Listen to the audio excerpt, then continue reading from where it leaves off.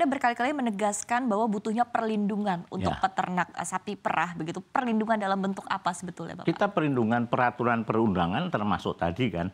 Kalau tadi saya katakan misalnya dalam konteks bagaimana peternak itu bisa mempunyai share, ya kan. Kemudian juga dalam kaitannya dengan fluktuasi harga. Peternak ini sekarang ini betul-betul setelah tahun 98 itu dilepas dalam kondisi yang liberalisasi berhadapan dengan kekuatan besar. Dan mereka tergantung, susu ini berat sekali. Pagi diproduksi, sore tidak ada yang nyerap, busuk. Karena itu sangat perishable. Sehingga tingkat ketergantungan para peternak kepada industri pengolah susu ini luar biasa. Iya, betul. Ya, kalau dia itu susunya nggak diterima. Kedua, yang menentukan kualitas itu siapa? Harus ada pihak ketiga. Kami usul Sukovindo kalau perlu. Itu yang menetapkan harga. Karena harga susu segar ditetapkan oleh kualitas. Itu yang menetapkan pembeli. Nah yang seperti ini kan bentuk-bentuk perlindungan. Ya. Ini kewajiban pemerintah. Nah ini nggak dilakukan. Akibatnya apa? Peternak sekarang itu yang umumnya orang tua-tua sih. Saya yang muda nggak tertarik. Ya. Kenapa saya tidak memperoleh? Mungkin hasil sebulan untuk beli pulsa HP aja nggak cukup. Mereka lebih baik lari ke kota. Apa tantangan utamanya juga karena tadi jenis produknya sendiri, Bapak, susu sendiri yang very perishable begitu, sehingga mungkin dari industri pengolahan juga lebih cenderung tadi ya melakukan impor dalam bentuk susu bubuk begitu, sehingga diolahnya lebih mudah. Seperti apa mungkin untuk menjawab tantangan ini, karena ini juga perlu dijawab. Kenapa investasi itu selalu dekat pelabuhan? Karena mereka berpikir mengimpor raw material itu bentuknya memang diimpor dimanapun mesti dalam bentuk susu bubuk, anhydrous milk fat utamanya itu. Kemudian di sini dilakukan rekombinasi, rekonstitusi, tambah air, tambah vitamin, jadilah ya kembali kayak komposisinya seperti susu itu. Susu segar itu perannya besar sekali. Kalau susu yang diimpor tadi di blend tadi tidak ada susu segar, taste-nya, smell-nya itu beda.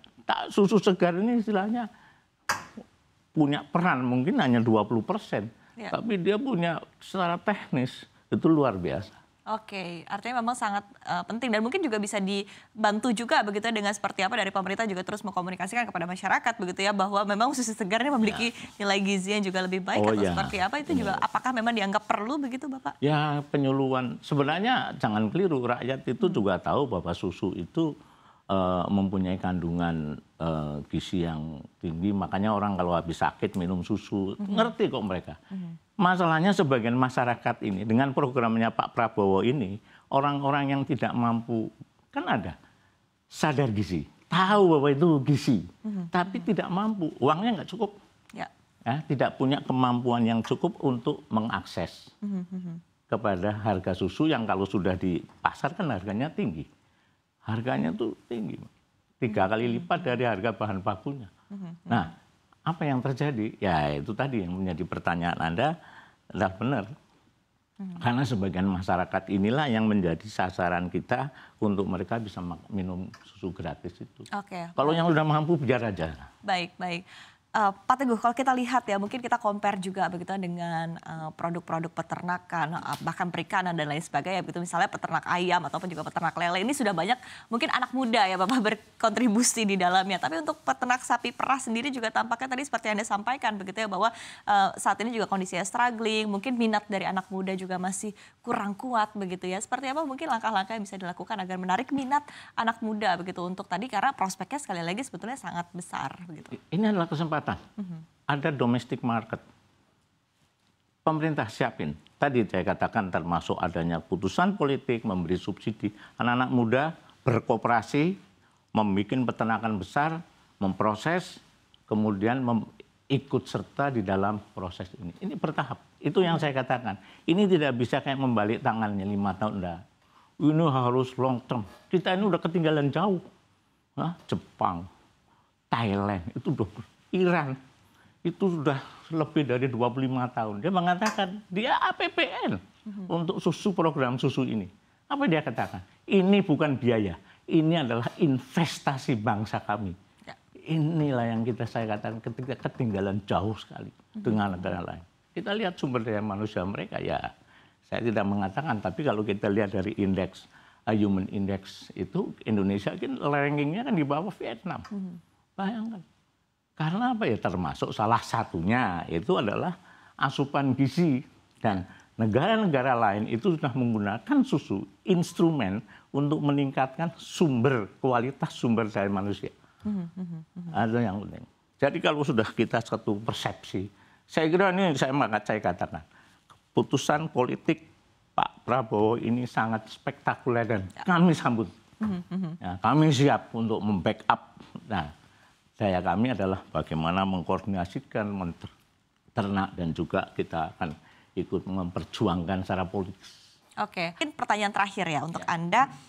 Tadi sekali lagi kita sudah tahu target dari pemerintah adalah program makan bergizi gratis ini akan dijalankan di awal tahun 2025. Sementara masih ada kendala-kendala dan utamanya juga backlog begitu ya untuk tadi supply dari susu secara nasional begitu, sehingga mungkin ini adalah problem yang harus dijawab dan juga harus diselesaikan begitu. Tapi secara teknis rekomendasi kebijakan, rekomendasi teknis ke depannya begitu agar pemenuhan juga untuk susu bisa dilakukan secara nasional dan juga multiplier effect-nya ini bisa betul-betul bermanfaat, bisa betul-betul terasa khususnya untuk peternak susu ataupun juga peternak sapi perah di dalam negeri seperti apa Pak Teguh?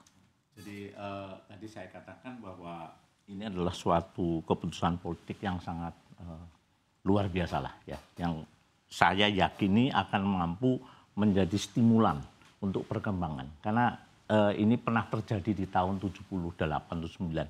Pada waktu pemerintah itu berani memaksa, ini memaksa loh, industri pengolah susu harus menyerap susu rakyat dan dengan harga yang dulunya mereka harga Rp60 dinaikkan menjadi Rp150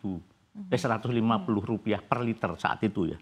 Itu ternyata tanpa ini mampu menggerakkan peternak yang dulunya mereka ogah-ogahan, itu kembali menata kembali peternakannya. Sama aja, kalau ini nanti ada iklim yang kondusif, otomatis ini akan tergerak. Kita jangan beranggapan bahwa mereka tidak punya inisiatif. Peternak itu cerdas kok. Ya, tetapi tadi mereka di dalam keterbatasannya membutuhkan perlindungan. Kalau kita mulai tahun 2005, oke lah kita bisa memahami kalau mungkin keterlibatannya itu belum maksimal. Tapi tadi long term yes. Catatan kecil. Tahun 95 kita itu pernah kebutuhan nasional susu 50% itu dipenuhi susu dalam negeri, produksi ini, 50% impor. Artinya apa? Kita itu dengan intervensi pemerintah quote and good, memberikan suatu iklim yang kondusif, itu mampu menggerakkan peternakan. Oke, baik.